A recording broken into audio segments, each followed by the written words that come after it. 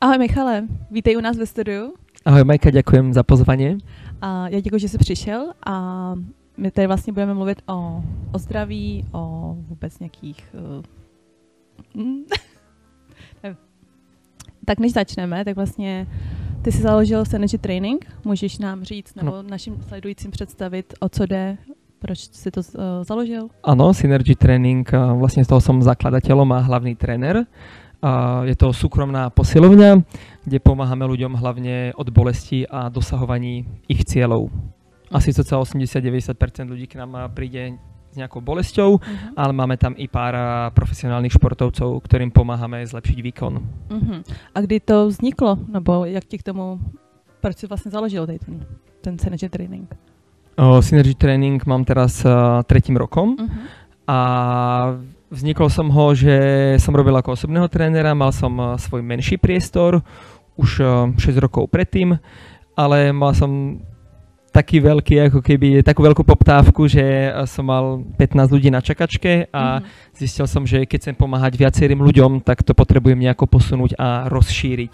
Tak som vlastne vymyslel Synergy Training, kde mám v týme skvelých trénerov a i fyzioterapeutku, plus kooperujem ešte s jednou psychoterapeutkou a mám v okolí ešte ortopeda a fyzioterapeuta. To je super. A kolik teda lidí tam funguje vlastně v tom vašem týmu? Kolik to, nebo dokážeš říct, kolik lidí dokážeš odbavit nebo klientů za měsíc, za týden? Máme cca okolo priemerne tak 70 klientov, ktorí u nás cvičia. Samozrejme cvičíme s nimi dvakrát týždenne priemerne, s niekým 3krát. Takže kdyby se měl říct rozdíl mezi vaší značkou, no vaším, dejme tomu nějakou tou klasickou posilovnou, nebo vaším cvičením a klasickou posilovkou, tak dokážeš nějaký říct rozdíl? Že to není jako, že člověk přijde jednou, odcvičí a odejde. Yes, presne tak. My tam máme nastavený vlastne celý systém, jak fungujeme. To znamená, že ten človek musí prejsť úvodnou 2-hodinovou detailnou diagnostikou, tá je vždy so mnou. Kde ja vlastne teraz to hodne uberám sa trošku širším spektrom, že neriešim práve len tú sílu alebo nejaké rozsahy toho človeka, ale hodne sa pýtam na celkového životosprávu a riešim nejaký psychický stav a prečo vlastne ten človek prišiel za nami. Potom nasleduje na to hneď naviazaná po tej diagnostike naviazaná spolupráca, kde ten človek chodí k nám 2-krát do týždňa cvičiť, kde podľa tých výsledkov z tej diagnostiky my nastavujeme celkový plán a čo zlepšiť pre toho daného jedinca. Lebo máme ako široké spektrum ľudí, keď nám chodia ľudia po operáciách, výrezoch platničky, alebo samozrejme i niektorí len čo chcú schudnúť alebo nabrať svaly, čo je pre nás to ako najjednoduchšia práca. A presne keď niekto je ako ťažší prípad a potrebujem trošku iný pohľad, tak mám práve, že okolo ich seba veľa ľudí ďalších, ako som už spomínal, tú terapeutku alebo nejakého ortopéda alebo ešte externého fyzioterapeuta skvelého, ktorý môže dať ako ďalší dielok do skladačky, aby sme tomu človeku pomohli. Takže vlastně ty hledáš i příčinu všeho, třeba když člověk za sebou přijde s nějakým problémem, tak vlastně hledáte i nějakou tu příčinu, že vlastně když člověk chce jenom schudnout, tak někomu to půjde, nepůjde, ale ty třeba jdeš do hloubky. Jdete víc do hloubky. Presne. Akože tie body composition alebo to chudnutie nie je naša hlavná priorita, ale to tiež má ako vždy nejakú príčinu, že prečo ten človek vyzerá tak, ako vyzerá, alebo prečo vlastne sa prejedá. Hej, ako tá príčina je v tom, že začne len ako cvičiť, super, ale prečo toľko je, čo často môže byť nejaká emočná situácia, alebo nejaká, dajme tomu, trauma a teda. A hlavne na to hľadanie tej príčiny teraz používam jeden koncept funkčnej neurológie, sa to volá PDTR, ktorá skvele funguje, že ja tam využívam ako svalové testovanie, kedy netestujem akoby svalovú sílu, akože sílu toho svalu, toho ramena, bicepsu alebo tak, ale testujem myotatický reflex. To znamená, že či len dám ruku do nejakej polohy a či tá ruka je v tej polohe silná, to znamená, že udrží ten môj tlak, alebo slabá. Ale ja netestujem tak, že by som fakt tlačil veľmi, ale testujem ten reflex, či tam vie udržať. Takže ten tlak je veľmi jemný. A tým zistujem práve, či ten mozog má dobré spojenie a ten signál s tou danou tým daným pohybom alebo tým daným svalom. Ak nie, tak hľadám príčinu prečo. Je nějaký nejzajímavější třeba, dejme tomu, případ, který se u vás nastal, nebo s kterým vlastně ty lidi to by za tebou přišli? Jo. Tam ako častokrát sú to presne bolesti, kde už za mnou prišlo veľa ľudí, čo už skúšalo iných veľa ortopédov, fyzioterapeutov, ale im to moc nepomohlo. Tá česká fyzioterapia je hodne zameraná trošku viacej na tú manuálnu terapiu, čo je skvelá, ona určite funguje do nejakej miery. Keď ten človek ale je slabý, to znamená, že sa moc nehýbe, nemá správnu životosprávu, tak tá manuálna terapia je často len má krátkodobý efekt. To znamená, že ty keď máš nejaký slabý sval, alebo si nejako celkovo nejaká slabá, tak to telo ti vytvorí nejaké napätie alebo tuhosť, aby ti to držalo, vlastne veľmi laicky povedané, hej. A ty, že vlastne ten sval povolíš, tak ono ti uľaví, hej, ale na druhý deň alebo za týždeň to tam už môže mať spátky. Takže tam to nie je ako keby riešenie len povoliť. Častokrát je to s krkom, hej, že veľa ľudí príde z bolesti krku. Potom idú niekde na fyzio alebo na masáž, povolia im to super, 1-2 dní sú v pohode a potom sa im to znova vráti. A znova idú na masáž, na fyzio, do sauny, čo sú super, ale neriešia to sú takí pomocníci. Presne tak. Že to ako keby krátkodobé neriešia tú príčinu, čo môže byť presne nejaká slabosť niekde i toho trapézového svalu, medzilopatkových svalov a teda. Takže samozrejme je dobré na to cvičenie vie pomôcť a vyriešiť takéto prípady. A co byste doporučil úplným začátečníkům, kteří by chtěli nějakým způsobem začít? Nebo prostě vědí, že mají nějaký problém, ale neví, jak vůbec, kde vlastně nějaký ten první krok. Jo, najdôležitejšie sa začať hýbať. Alebo čo viem, tak tí ľudia sa proste hýbu málo, alebo nehýbu. Takže začať niečím, čo vás bude baviť. Preto častokrát ako funguje, že na niekoho funguje yoga, potom pilates, na niekoho funguje crossfit, na niekoho kruhový trénink a každý povie, že to je to není najlepšie. dobrý dělat furt jenom to jedno. Je dobrý to nějakým způsobem měnit. No jasné, akože určite je tá pestrosť a jak v tej jej strave, tak aj v tom pohybu je veľmi dôležitá, ale asi by toho člověka mělo bavit, ne? Si myslím, že první základný bod je, aby toho človeka bavilo práve. Ale to je to, že to, čo spája vlastne všetky tie metódy, je, že ten človek začne hýbať. Preto niekomu pomôže tá joga, lebo keď sa nehýbeš a začneš chodiť na jogu, tak niečo už pre seba robíš. Tam tiež musíš sa trošku ponaťahuješ, samozrejme niečo posíliš. V pilatese to isté, v crossfite to isté. Či pôjdeš na silový trénink, tak ten pohyb je ten základ. A dokázal bys říct, nebo jak často by člověk se měl jako hýbat, jestli fakt jako 2krát denně, každý den, nebo prostě každý den fakt stačí 10 minut, anebo ono se říká, že by se měl člověk dělat i nějakou přestávku. Ale jestli je tam fakt nějaký, nebo každý to má jinak. Nebo záleží od tvojho cieľa, čo chceš. Ako u nás, jak to funguje, že vieme, že 2krát za týždeň vieme zaručiť akoby výsledky. Hej, že potom, keď záleží, v akom ten človek príde stave, tak urobíme aj domáce úkoly, máme celý YouTube natočené cviky a potom dávame ešte aj na doma. Ale raz týždeň je málo na nejaký posun. Hej, to je často už také udržiavanie. Ale keď nám tak príde nejaký průměr? Taký průměr, že keď nám ale záleží, keď nám príde nejaký ajťák, napríklad čo sedí 8-12 hodín denne, tak je dobré urobiť taký ako mikro-workout, alebo mikropauzičky, že raz za hodinu, za dve sa ide postaviť na záchod, nabrať si vodu, sadne si do drepu, alebo do klaku, alebo sa len urobí proste nejakú extenziu hrudníku, úklon, záklon a znova môže pracovať. Takže dôležité nebyť len na jednej statickej polohe, lebo žiadna statická poloha nie je dobrá. Hej, že akože aj keď ten človek je úplne vzpriamený, všade 90 stupňov, totálna ergonómia, skvelá, tak presne, tak to nie je úplne ako keby nemusí to viesť k tomu, že to človek bude mať menej problémov alebo menej bolesti. Skôr ako meniť pozície a hýbať sa. Ale už len jeden tip, keď by som dal hneď prvý nejaký taký tip je, že keby sa chcel ten človek ako keby narovnať, lebo veľa ľudí povie, no ja zle stojím, zle sedím a kvôli tomu ma niečo bolí. Aj z teraz najnovších štúdií veľa metaanalýz sa ukazuje, že tá postúra, teda jak ten človek stojí alebo jak chodí, nemá vplyv na tie bolesti. Hej? To, čo je dôležité, je presne tá pohybová aktivita, aby sa ten človek ako keby hýbal, bol v pohybe a staral sa o seba. Ale už keby si chcela dobrý tip, lebo veľa ženských mi chodí, že sa akoby vyprsuje, hej, že akože, no aby sme neboli seba, tak sa vyprsuje a potom za mnou chodia s bolestiami. Ale je to rozhodne zdravejší, ne, než prostě furt chodit takhle. Nemyslím si. Ne? Presne ten tip je, že predstav si, že sa chceš ako dotknúť hlavou stropu. A nech sa chceš vytiahnuť. Super. A to je to môžeš aplikovať, keby si chcela. To ti tú chrbticu alebo tú páteř to hezky napříjmi, akože úplne sa natiahneš a to je bohate stačí. Nemusíš mačkať lopatky k sebe, ramena dolu, kdekoľvek. Len sa maximálne vytiahneš, presne, super. Hlavou do stropu, alebo chceš byť čo najvyššia a to je všetko. Ono ti to nastaví presne tie segmenty tak, aby to bolo pre teba prirodzené. Tohle, když budu dělat vlastně několikrát denně, tak to taky vlastně stačí. Presne, super. No to môže byť, keby si chcela. Takový mikroworkout nejaký. Presne, môže sa ako tým je to tiež nejaký pohyb, lebo z toho zhrbenia tak ti to môže ako potom trošku pomôcť. No, super. Ale ideálne je sa hýbať práve. Takže vlastně zase nějaká pestrost přesně v tom hledat jako nějaký balans. Presne. A co si myslíš o nějakých stravovacích plánech a dietách? Funguje to, nefunguje? Co je nejlepší? Nebo jak to podle tebe funguje? Jo.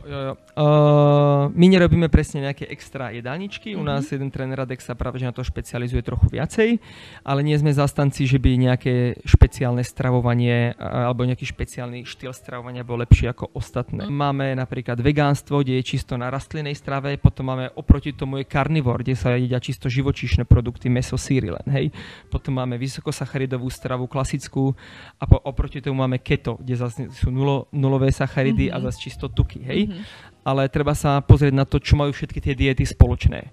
A to je to, že vlastne sa eliminujú spracované potraviny. To znamená, že v žiadnej tej diete, či si vegán, carnivore, keto, low carb, high carb, tak nikdy ti nepovedia, že máš jesť kolu, alebo jesť snickersy, zmrzlinky a teda, ale všade sa eliminujú tieto spracované potraviny. Takže ideálne jesť ako keby čo najmenej spracované potraviny. To znamená ako mäso, síry, mliečne výrobky, potom ovocie, zelenina. A keď kúpiš niečo v tom obchode, tak aby to malo čo najkratší zoznam toho zloženia. Hej? Takže je nejlepší si to vypestovať. Ideálne, samozrejme. Tam záleží aj na presne aj kvalite mesa alebo potravín, ale to už by bolo hodne do detailu, to asi jedna. Ono asi možná ani není důležitý, co jíš, ale kolik toho jíš, jo? No záleží, čo je tvojím cieľom. Existuje nejaký poměr jako jídla?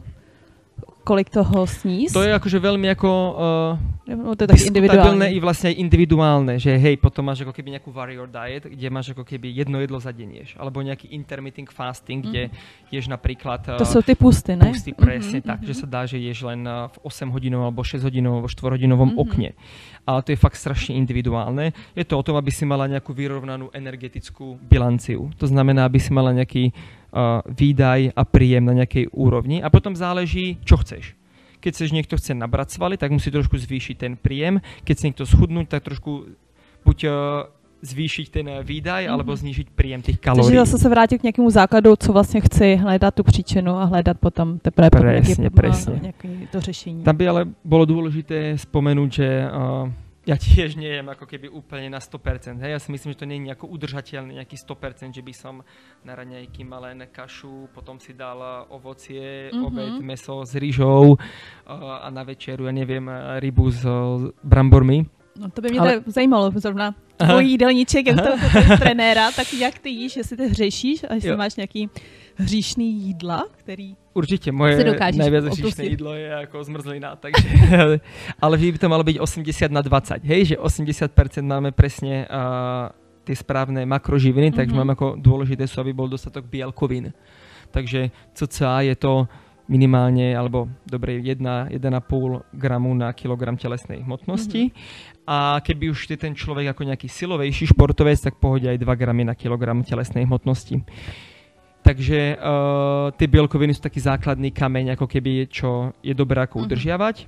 A potom, či už pôjdeš viacej na tukoch, že budeš viacej zaradať nejakú tukoj, alebo viacej tých sacharidov, tak to už je hodne individuálne, jak i ten počet jídel. Hej, niekomu vyhovuje vynechať snídaní a ísť až obeda a večeru, niekto má rád prostě 5 jídel za deň. A co bys doporučil lidem, třeba jako já, která bych chtěla jíst zdravě, ale nebaví mě rozhodně nic počítat, kolik to má gramů, nebo či si to, tak jestli existuje nějaký základní, jednoduchý... Ideálne najväčší typ je, čo i rada ty teraz používaš, ChatGPT, práve že vie, už to je na aplikácii, kde si vyfotíš to jedlo a cca a tú svoju dlaň a vedie ti povedať... A on ti spočítá, co to má, jo? Cca, koľko kalórií, cca, je to hej veľmi... Ako no to ja mě nebaví, prosím, počítat kalorie, prostě bych to nějak prostě řekni, jíst tohle a budu to jíst. Ale prostě bych tam stála v krámu a počítala, studovala, co to má, tak to mě asi jako nebude bavit. No jasne, nebude baviť. Ako keby už si chcela nejako fakt na tom jídle zapracovať, tak je dobre si ako spísať minimálne 3, ideálne 5 dní, alebo celý týždeň úplne najideálnejšie, aby sme vedeli, alebo aby si ty vedela, čo vlastne ješ, lebo veľa ľudí si myslí, že je toho dostatočne, alebo je strašne málo, ale furt priberajú. No potom sa to spíše a zistia, že jedia oveľa viacej, alebo oveľa menej. Takže je ako mať nejaký úvodnú, ako proste anamnézu, alebo aj tú diagnostiku i toho jedla je veľmi dôležité. Lebo jak mám potom ti pridať, alebo vedieť, čo ti môžem, s čím ti môžem pomôcť, když vlastne neviem, čo ty ješ vlastne, hej? A možno si uvedomíš, že ty sama... Neviem, no, presne tak, ako, že si uvedomíš, že ty sama, že čo... Je pravda, že vlastně, když člověk spěchá, tak kolikrát si něco sní a vlastně ani neví, že něco jí a pak vlastně jsem slyšela, že člověk by měl jíst pomalu, že jo? Že vlastně to tělo potom neví, že něco jedl a člověk prostě jí, když jí za chůze, tak tělo možná, nebo ten mozek někdy se řekne, ty jsi vlastně nejedla a za chvilku máš zase hlad. Jo, určitě. Nad tím... Také, a takový to třeba jezení a sledování u toho, to není zdravý. Přesně, že člověk, ten mozek neví, že jí, že? Akurát som bol na tom meditačnom retreatu 4-dňovom, kde sme ako, tam bolo také, že všímavé jezení, že akože presne máš dosť času, nič neriešiť a presne si dáš len lyžičku do pusy, necháš pomaličku a vnímaš to práve, lebo presne to telo to vedome aj potom lepšie spracoval, lepšie to ako ty keď viac ako požuješ tú stravu, zmiešaš to s tými slinami, tak ušetríš tomu tráveniu. Čo potom keď do seba rýchlo nahádžeš, tak to trávenie musí viacej makať a oveľa viac ako ťa to môže zaťažiť to jedlo práve.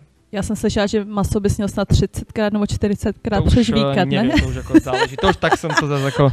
Jako jedno jsem to zkoušela a myslím, že u 15 už jsem říkala, že to stačí, ne? A vlastně, ale je přesně o tom, že člověk přemýšlí a dává tomu tu pozornost, no. Presne tak, to je veľmi dôležité. Dobře, vraťme se ještě ke cvičení. Má podle tebe nějaký vliv cvičení i na psychickou pohodu? Jednoznačne. Ako keby, ja si hovorím, že to cvičenie, alebo aj ten silový tréning, čo my tam najviac praktikujeme, tak tie svaly, čo si veľa ľudí myslí, že cvičenom kvôli svalom je totálne za mňa ako skoro najväčší vedľajší produkt, hej? Že to, že ti to cvičenie, hlavne ten silový tréning zlepšuje, je hustota kostí, je to prevencia civilizačných ochorení, takže ako nejaká diabetes druhého typu, takže cukrovka a nejaký zvýšený cholesterol, srdcovo-cievne choroby, tak je to fakt veľmi dobrá prevencia. Plus sa ti vyplavuje veľa hormónov ako testosterón, rastový hormón, endorfíny, dopamín práve, takže ti to celkovo môže zlepšiť náladu. To sama vieš, že keď si mi teraz vravila, že si tancovala, že potom tancovaní, ak si ešte 4 hodiny byla úplne nabitá. No vidíš, a to se zrovna zeptám, je nějaký správný čas, kdy cvičit? Protože přesně, já když jsem tancovala, tak měli jsme tréninky večer, pak člověk má prostě ještě energii další 4 hodiny. A já bych potřebovala cvičit ráno, že jo? Ale někdy se k tomu ráno prostě mám to tak nabitý, že to nestíhám a pak jdu večer, tak je nějaký čas, kdy cvičit, jestli třeba když cvičím večer, tak už to nemá na to takový vliv, anebo lidi, co cvičí v 5 ráno, to zase pro mě zase jako absurdní a tak jestli je správný čas, kdy cvičit. Znova ťa si sklamem, to záleží proste. Jo? Že záleží na tvojich individuálnych potrebách alebo v tvojom režime hlavne. Hej, že vždy je to treba nastaviť na tú tvoju životosprávu, na ten tvoj režim. Ty keď pôjdeš spať o 2 ráno, chodíš spať, tak potom, keď pôjdeš cvičiť o 6, 7 ráno, tak to nie je dobré, lebo budeš totálne bez energie a pol hodinu ťa budeme len prebúdzať, aby si vôbec začala niečo robiť. Hej? Takže samozrejme, keď niekto ide spať o 10, 9, vstáva v 6, tak bude možno o 8 mať už ten kopu energie a práve bude na ňo to sa mu dobre cvičiť i ráno. Takže proste záleží na tom tvojom režime, na tvojej... Už sa musíš trošku vychytať sama, vyskúšať, kedy ti to najviac sedí.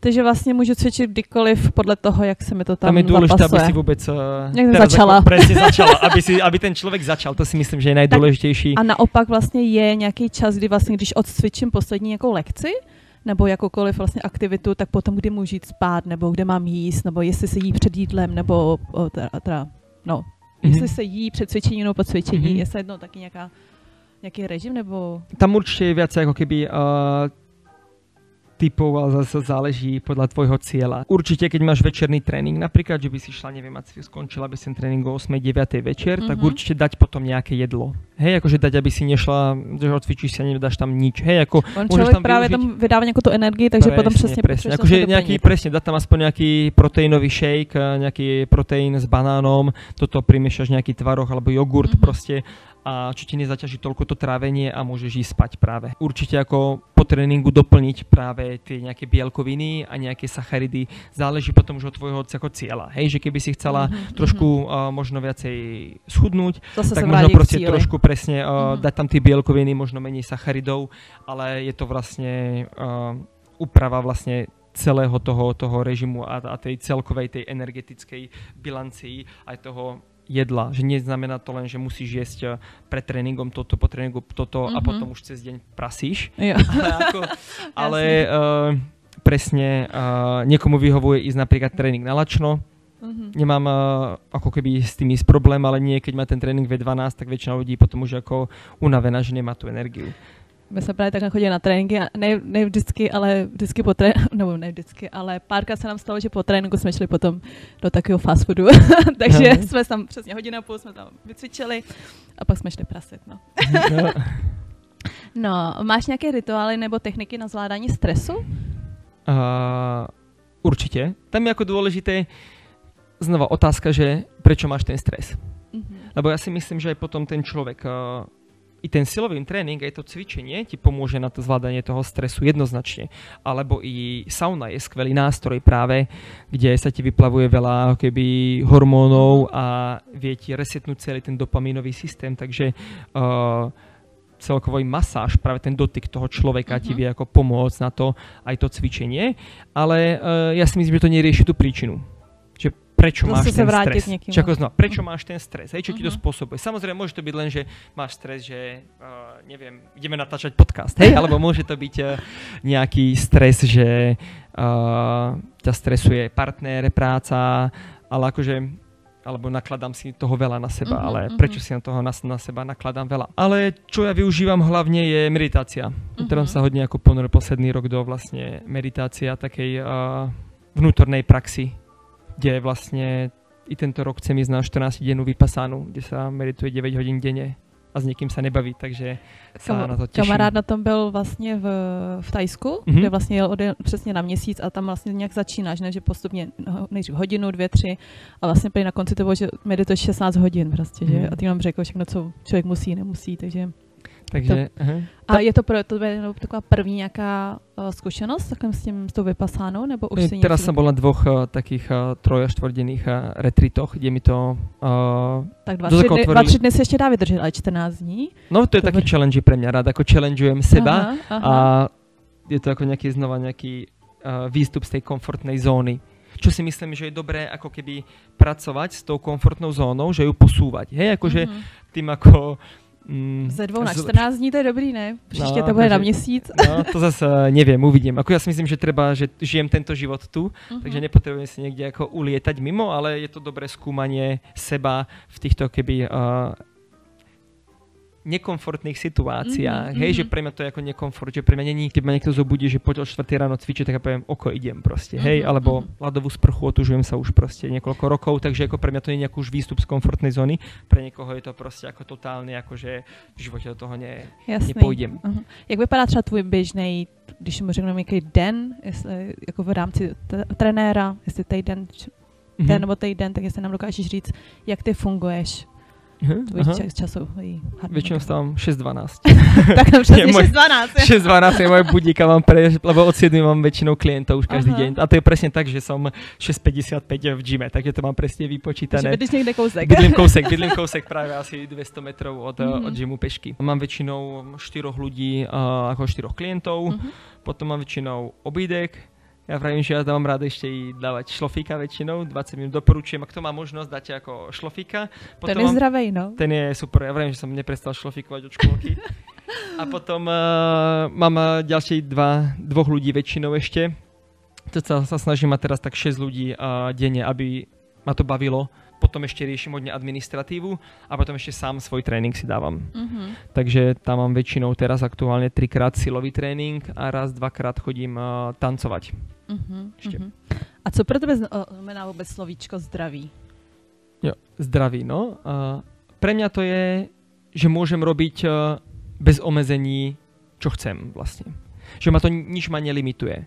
Hej, že ako keby samozrejme zdravie je, pre niektorý povedal, že zdravie, že viem ubehnúť maratón napríklad. Hej, ale ako ja si myslím, že je to hodne individuálne. Samozrejme môže to byť nejaká kalokagatia, rovnováha medzi tým telom a dušou, ale ja si myslím, že je dobré, aby nás nič nelimitovalo. Hej, lebo niekto môže byť akože super spirituálny, super duchovný, ale potom má problém vyjsť do druhého poschodia proste. Hej, a to si myslím, že tam tá rovnováha moc nie je a že aj to telo by malo byť ako keby silné. To neznamená, že musíš chodiť do posilky každý deň, hej, ale ako aby si mala v ňom tú stabilitu a oporu. Takže je určite dobré pre mňa ako keby nejaký ten pohyb, nejaká tá práca sám so sebou, alebo s niekým iným, presne nejaká rovnováha a do toho samozrejme to jedlo a spánok, čo sú ako ďalšie veľmi dôležité faktory. Míšo, řekni nám, jak motivovat člověka, který ví, že by měl něco změnit, ale stále to odkládá. Tam je dôležité vytvoriť tú vnútornú motiváciu, hej, že to je samozrejme najťažšie, niekedy sa človek do toho musí ako trošku prinútiť, ale dôležité je sa spýtať toho človeka na tú otázku, že prečo chce tú zmenu. Hej, že napríklad ako len v našom príklade, jak pracujeme s tými ľuďmi s bolestiami, takže keď ten človek má teraz ako nejaké bolesti záda alebo chrbta už 5-10 rokov, tak keď povieme, že a nechce sa mu nič robiť, takže myslíš, že za 20 rokov to bude lepšie, alebo možno to je nejaká taká negatívnejšia forma, ale skôr ako ten človek nemá tú jasnosť v tom, čo chce vlastne. Takže skôr ako nejakými otázkami sa dopýtať a nájsť na tú, že prečo to chce. Takže zase vrátiť nejaký k tým príčinám, no vôbec k tým presne, akože zase nájsť v tom ako keby tú vnútornú motiváciu a niekedy môže pomôcť i presne i nejaká afirmácia alebo vizualizácia. Hej, akože a to môže pomôcť, že už sa hýbe, cvičí. Alebo len to, že vlastne bolí o chrbát a nemôže hrať tenis, tak už si predstavuje, ako hrať tenis napríklad, hej? A to môže potom pomôcť trošku do tej motivácie a potom niekedy tam začať. Proste hecnúť to a začať. To je ako keby si myslím, že veľa ľudí, ako keby ten prvý krok je najťažší, ale fakt to len hecnúť, začať a potom to už pôjde oveľa ľahšie. Takže vlastně i když se ti nechce, nebo když se ti někdy jako nechce, tak zase se přesně vrátit k nějakému tvýmu proč, týmu sny. Jestli chci být zdravější, hej. Nebo chci začít hrát tenis, nebo... Presne, akože k tomu cieľu, hej, akože prečo to robí vlastne, akože ja si myslím, že je dôležité presne sa starať o seba a mať ten cieľ, prečo to vlastne chcem. A kdybych za tebou teďka přišla jako klient, tak jak by se s mnou pracoval, nebo jaké tam máte techniky, co používáš v práci? Ja osobne vždy mám prvú session ako 2-hodinovú, kde sa spýtam na dlhšiu anamnézu, jak žiješ a hlavne si nastavíme aj ten cieľ spolupráce. Teraz som mal napríklad zaujímavý mladého chalana, ktorý sme nastavili cieľ. S niekým mám napríklad cieľ len, že bicyklujem s radosťou. Lebo vždy, keď ide na bicykel, tak bolí chrbát proste, alebo krk. Ale som mal zaujímavý príklad, kedy že chcem byť 100% vedomý. Lebo som mal teraz chalana, ktorý že zrazu ho akoby cez leto, minulé leto akoby ako vyplo a riešil to, bol na magnetickej na rentgene, bol u ortopéda, bol u psychologičky a nikde mu nič nenašli práve a až teraz som mal druhýkrát a že som mu nesmierne ako pomohol, lebo využívam viacej a kombinujem viacej technik. On bol na tom práve, že paradoxne pohybovo mega dobre, ale ako už som spomínal tú funkčnú neurológiu, tak mal práve, že robil Thai box, takže mal veľa akože úrazov hlavy, nejaké jazvy na hlave, ktoré mu s tým reagovali. Plus používam, ja som vlastne si minulý rok spravil terapeutický kurz metódy Rush, kde ktorá vie riešiť nejaké akoby problémy, nemusia to byť nejaké veľké psychické problémy alebo nejaké traumy, že čomu to vlastne som si zisťoval, čomu to berie, alebo čomu to ako keby, kde môže byť ten problém a ten sa keby dohľadá v detstve a tam sa tá situácia vie spracovať. Takže teraz hodne pracujeme vlastne trošku, to kombinujem, že ja to viem ako manuálne otestovať vlastne toho človeka a zistiť, ktorý je ako keby ten program alebo tá myšlienka by to mohla spôsobovať, tu potom vyriešiť a potom to späť otestovať. Takže už pracujem teraz dosť i v rámci nechcem povedať ako takým terapeutickým štýlom, ale záleží presne, s čím ten človek príde. Takže vlastně se může, když člověk měl nějaký i úraz v dětství, tak to na to může mít taky vliv třeba? Presne. Akože presne, ak má niekto otrazy mozgu, alebo nejaké veľké úrazy hlavy, alebo i akékoľvek zlomeniny, výrony členkov, kotníkov, tak to môže mať ako vliv to, že ťa v 30-ke bolia záda. Ale nemusí. Môže, nemusí, ale vieme pracovať i s týmito prípadmi. Jaké kroky bys třeba doporučil teda každému, kdo chce být zdravější? Určite prvý je začať sa hýbať. Tak začať niečo robiť. Takže čokoľvek, vybrať si svoju obľúbenú, v pohode to môže byť yoga, pilates, tanec, proste čokoľvek. Ten silový tréning využívame my, lebo nás to baví a hlavne má to veľa tých vedľajších benefitov, o ktorých sme sa už tu rozprávali. I v rámci dlhovekosti. Nám prišiel jeden klient, že mu doporučili, proste bol v Longevity Clinic, že mu doporučili silový tréning na tú dlhovekosť. Sa ukazuje ako, že má veľký benefit. Druhá je dôležitá je spánok. Takže zlepšiť kvalitu spánku. To znamená, veľa ľudí si myslí, že no, ja spím 8 hodín, ale zobudza sa úplne rozbitých. Hej? Akože, tam je dôležité spať v zatemnenej miestnosti, aby tam nebolo veľa hluku, potom ideálne 2-3 hodiny predtým nejesť a ďalší taký typ môže byť ako blokovať modré svetlo. Čo už je veľa aplikácií, jak na iPhone, na mobile alebo na počítači je to Flux. Alebo ideálne niečume do mobilu alebo do toho televízoru a radšej si zobrať knižku. Takže plus potom je aj nejaká suplementácia, môže byť ako nejaké byliny, alebo určite doporučujem, to je taký základný suplement, magnézium bisglicinát pred spaním. A tretí, posledný tip by som dal, to som teraz vlastne skúšal, je to novinka a pre mňa ako veľký game changer je, že 3-krát za deň sa zastaviť len a 2-3 minútky bohate stačí a vykonať ako dýchové cvičenie, že 4 sekundy sa nadýchuješ, 8 sekúnd výdych. Takže 4 sekundy nadýchuješ, raz, 2, 3, 4 a 8 vydýchuješ pomaly, raz, 2, 3, 4, 5, 6, 7, 8. A to dělá 2 minútky. Jo, to je vlastne, keď urobíš 10 týchto nádychov, výdychov, tak to máš na 2 minúty, to máš na 120 sekúnd. To vlastne ťa trošku skľudní, aj zastaví, že teraz je ten život ako veľmi hektický, takže ako keby je potom človek také keby hodne nastimulovaný a toto ti môže pomôcť sa ako zastaviť. Ja to dávam väčšinou pred jedlom práve. Že ako ti to pomôže sa zastaviť na chvíľu a potom znova môžeš to vlastne môžeš dělat kdekoliv, což je super. To môžeš v metru, v tramvaji, kdekoľvek. A myslím si, že to ako môže byť z toho veľký benefit pre každého. Ty vlastně máš ten Synergy Training a tak kde ti lidi, nebo kde to působí vaše pobočka nebo vaše ta posilovna, když řeknu?